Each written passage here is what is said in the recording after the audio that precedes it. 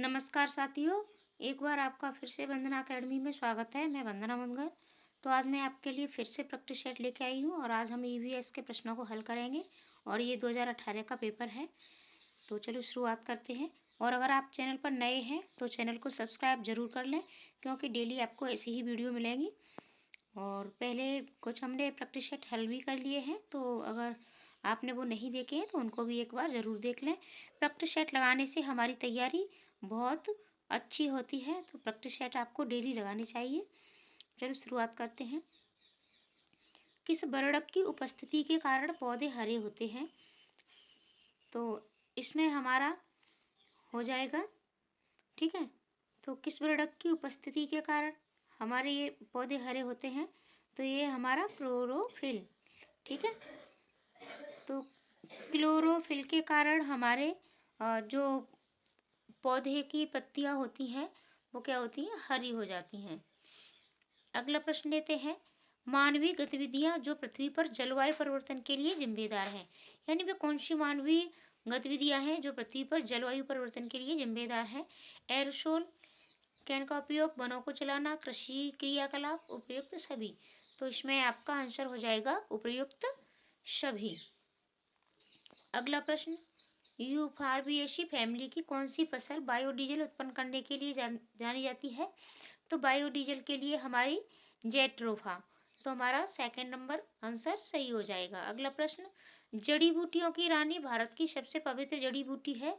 इस औषधि पौधे का हिंदू धर्म में महत्व है और इसका वानस्पतिक नाम ओशिमम सेक्टम है। इसको सामान्यतः किस नाम से जाना जाता है? तो इसको हम किस नाम से जानते हैं? तो ये घर घर में पाई जाती है और ये हमारी तुलसी होती है। पीने के लिए सुरक्षित पानी को क्या कहते हैं?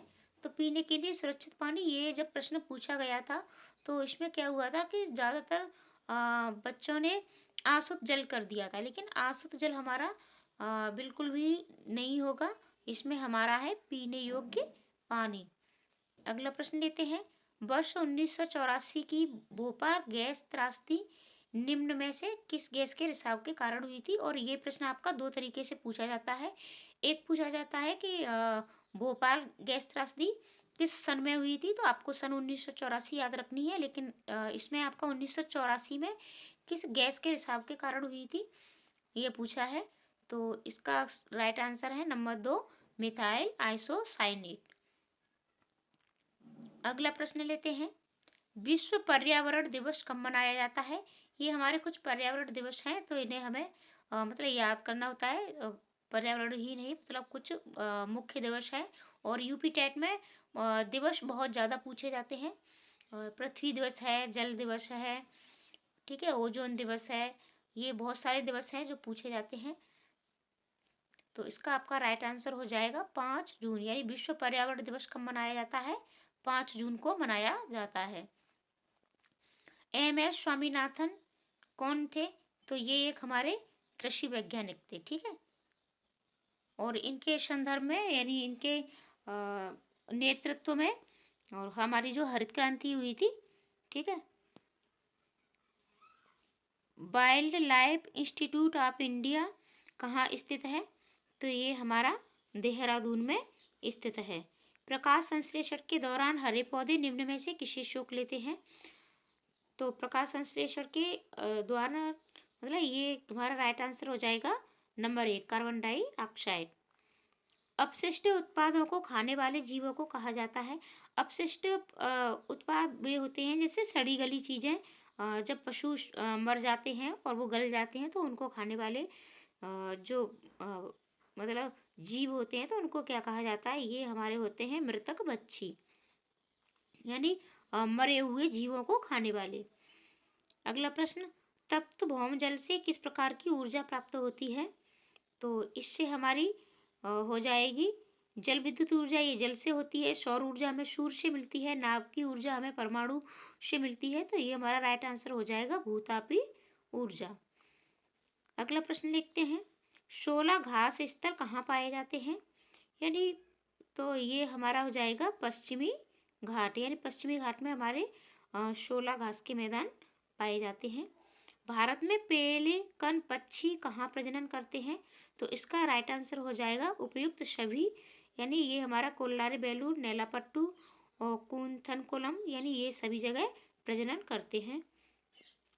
मिनीमाटा रोग ऐसी मछली खाने से होता है जिसमें अधिक मात्रा में पाया जाता है। तो इसमें सबसे ज़्यादा क्या पाया जाता है? पारा। ठीक है, तो ये हमारी कुछ बीमारियां हैं जो यूपी टेट में बहुत सी पूछी जाती हैं। कैडियम से कौन सा रोग होता है? Itai itai. पारा से कौन सा होता है? मिनीमाटा।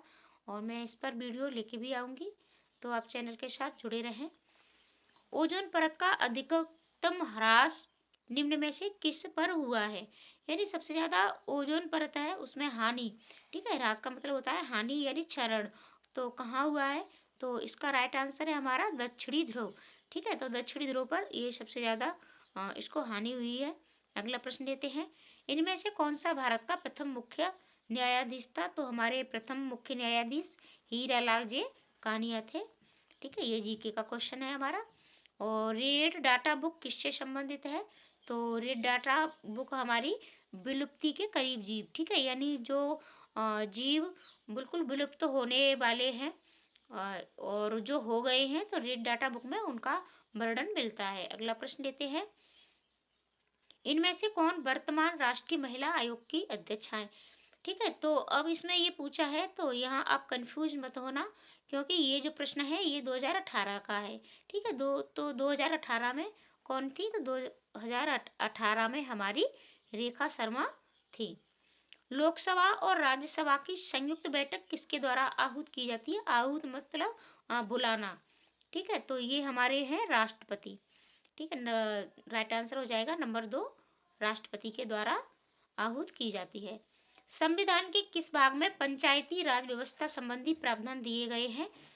तो पंचायती राज व्यवस्था यानी इसमें पंचायत का जो वो दिया गया है ये हमारा है भाग 9, और राइट आंसर हो जाएगा ऑप्शन नंबर 2। अगला प्रश्न लेते हैं, 74वें संविधान संशोधन का संबंध है, ठीक है, तो ये है हमारा शहरी स्थानीय स्वशासन से। तो नंबर 3 हमारा राइट आंसर हो जाएगा। किस गैस के वर्षा के पानी में घुलने से वर्षा का पानी अम्लीय हो जाता है? तो इसका राइट आंसर है हमारा सल्फर डाइऑक्साइड, यानी वर्षा के पानी में सल्फर डाइऑक्साइड घुलने से वर्षा का पानी कैसा हो जाता है? अम्लीय हो जाता है। भारतीय संविधान में विधि का शासन विचार कहाँ से लिया गया है? तो इसका आपका राइट आंसर है इंग्लैंड। ठीक है, ये इंग्लैंड से लिया गया है। लोकसभा के चुनाव हेतु अधिसूचना कौन जारी करता है?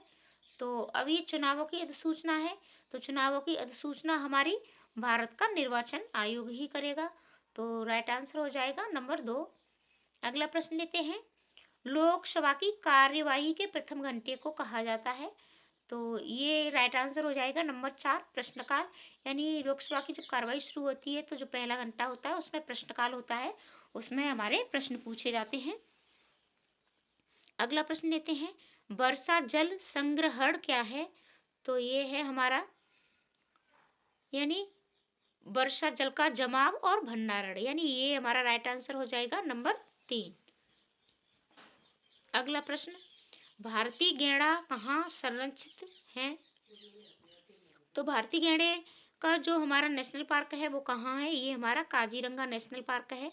ऑप्शन नंबर 3 ये हमारा सही आंसर हो जाएगा। अगला प्रश्न, निम्न में से कौन सा क्रम पारिस्थितिक तंत्र में ऊर्जा प्रवाह के संबंध में सही है?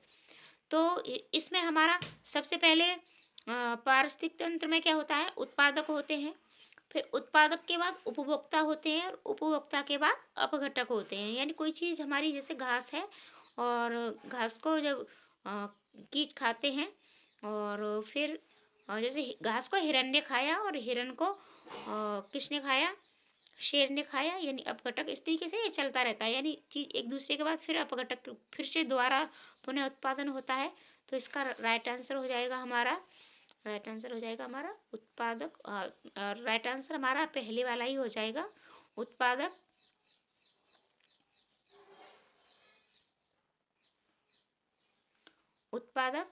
उपभोक्ता और अपघटक। कौन सी ग्रीन हाउस गैस वातावरण में सबसे अधिक मात्रा में पाई जाती है? तो ये सारी हमारी क्या है, ग्रीन हाउस गैसें हैं। प्रश्न हमारा इससे भी बन जाएगा। अब जब आपसे ग्रीन हाउस गैसें पूछ ली जाए तो ये आपकी carbon dioxide, propane, ethane, methane, ये सब क्या है, हमारी ग्रीन हाउस गैसें हैं। लेकिन सबसे अधिक हमारी जो वातावरण में पाई जाती है तो वो है हमारी कार्बन डाइऑक्साइड।